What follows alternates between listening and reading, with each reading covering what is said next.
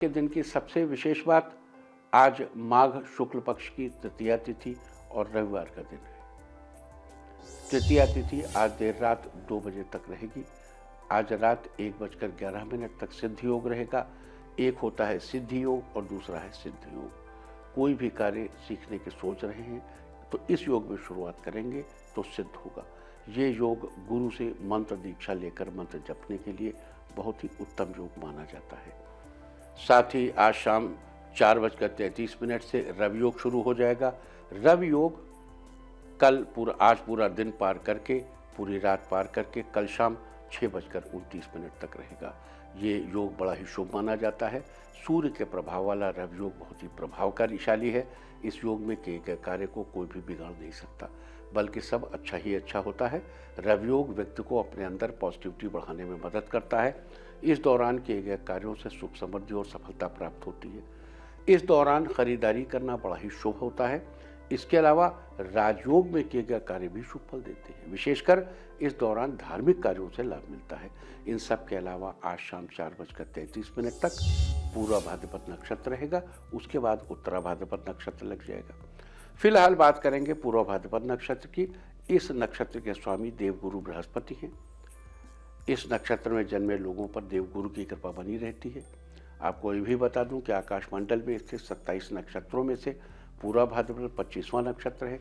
12 राशियों में से पूर्वा भाद्रपद नक्षत्र के पहले 3 चरण कुंभ राशि में और आखिरी 1 चरण मीन राशि में आता है।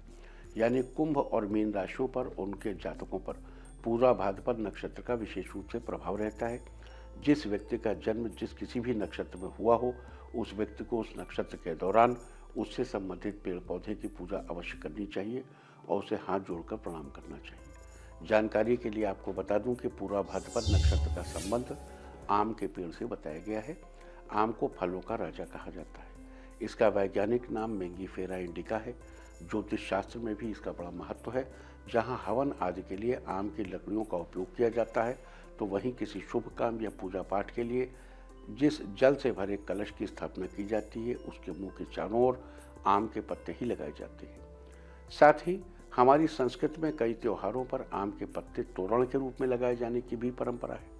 लिहाजा जिन लोगों का जन्म पूर्वा भाद्रपद नक्षत्र में हुआ है, उन लोगों को आज के दिन आम के पेड़ की पूजा करनी चाहिए और उसको प्रणाम भी करना चाहिए।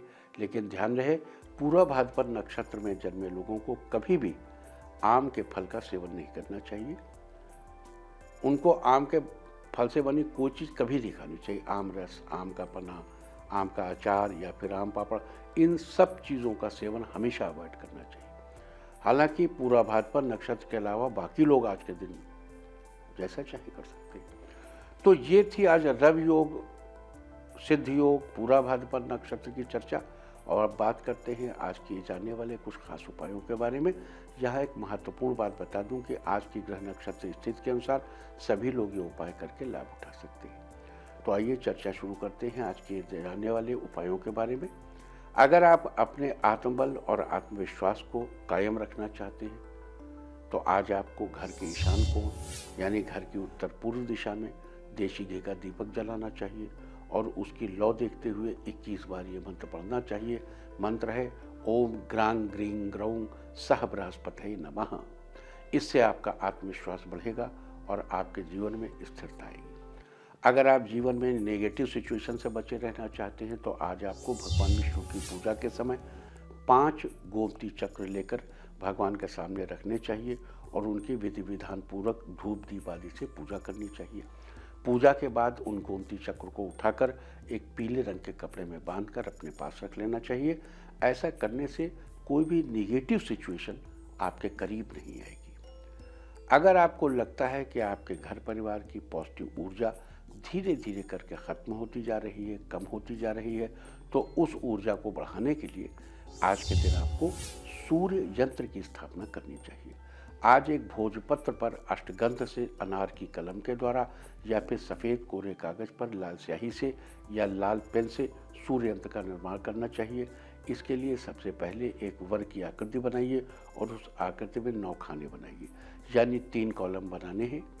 एक कॉलम में 3 खाने बनाने हैं। पहले कॉलम में बाईं से दाईं ओर 6, 1 और 8 लिखना है फिर उसके नीचे वाली लाइन में क्रमशः 7, 5 और 3 लिखना है। इसी तरह आखिरी पंक्ति में 2, 9 और 4 लिखना है।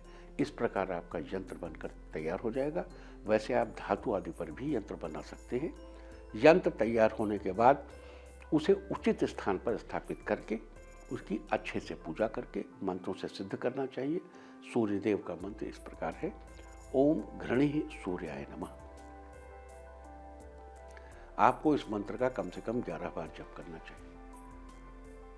इस प्रकार मंत्रों से सिद्ध किए हुए यंत्र को आप उपयोग में ले सकते हैं। आप इस यंत्र को अपने घर के मंदिर में रखिए और रोज इसे धूप दिखाइए।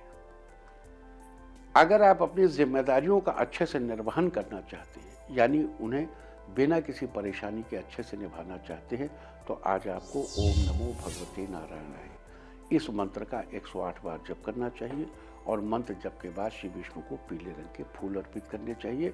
जिस प्रकार श्री विष्णु इस जगत का पालन करते हैं, उसी प्रकार आप भी खुद पर निर्भर कर रहे व्यक्तियों का कुशलतापूर्वक पालन करेंगे और आप अपनी जिम्मेदारियों को अच्छे से निभाएंगे। अगर आप अपने काम में कुशलता, एक्सीलेंस, वर्क एक्सीलेंस हासिल करना चाहते हैं, तो आज आपको अपने गुरु, कुल पुरोहित या फिर किसी मंदिर के पुजारी का आशीर्वाद लेना चाहिए और उन्हें पीले रंग की कोई वस्तु भेंट करनी चाहिए। गुरु को या मंदिर के पुजारी को पीले रंग की वस्तु भेंट करने से आपके कार्य में एक्सीलेंस बढ़ेगी, वर्क एक्सीलेंस, कार्य कुशलता बढ़ेगी आपकी। और अगर आप घर के बड़े बुजुर्गों के साथ प्रेम भाव, आदर भाव बनाए रखना चाहते हैं, तो आज आपको श्री विष्णु भगवान की विधि पूर्वक पूजा करनी चाहिए और भगवान को आम के रस का भोग लगाना चाहिए। भोग लगाने के बाद प्रसाद के रूप में थोड़ा सा आम रस खुद भी ग्रहण करना चाहिए और घर के बड़े बुजुर्गों को भी देना चाहिए। लेकिन अगर आपको हमने अभी भी बताया कि इस नक्षत्र में पैदा लोगों को नहीं लेना चाहिए। अगर आप कोर्ट कचहरी में कोई अर्जी देना चाह रहे हैं, लेकिन आपको कुछ न कुछ परेशानी आती जा रही है, तो आज 5 गोमती चक्र लेकर उन्हें मंदिर में रखकर उनकी विधि पूर्वक पूजा करें और पूजा के बाद उन्हें एक लाल रंग के कपड़े में बांधकर अपने पास रख लें। निश्चित रूप से आपको कोर्ट कचहरी में विशेष लाभ होगा।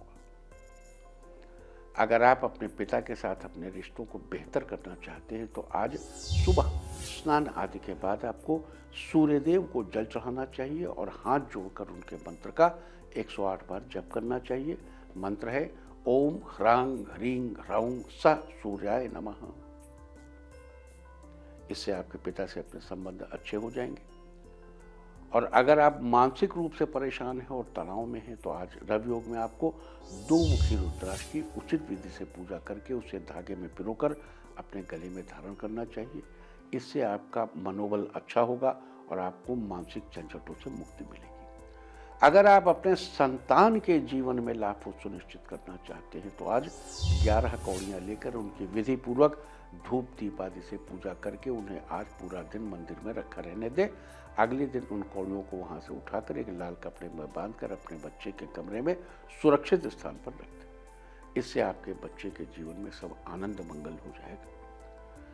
अगर आप अपनी व्यावसायिक यात्रा से अर्थ लाभ पाना चाहते हैं, अपनी फाइनेंशियल कंडीशन को बेहतर करना चाहते हैं, तो आज एक केसर की डिब्बी लेकर उसे भगवान विष्णु के चरणों से लगाकर अपने पास रख लें और जब कभी आप किसी व्यावसायिक यात्रा से बाहर जाएं, तो उस केसर से अपने माथे पर तिलक लगा कर जाएं।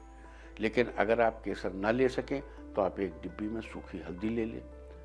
और अगर अपनी संतान की गतिविधियों के प्रति आपको हमेशा चिंता बनी रहती है, तो आज आपको एक नया पीले रंग का कपड़ा लेकर उसे अपनी संतान के हाथों से स्पर्श कराकर विष्णु मंदिर में चढ़ाना चाहिए।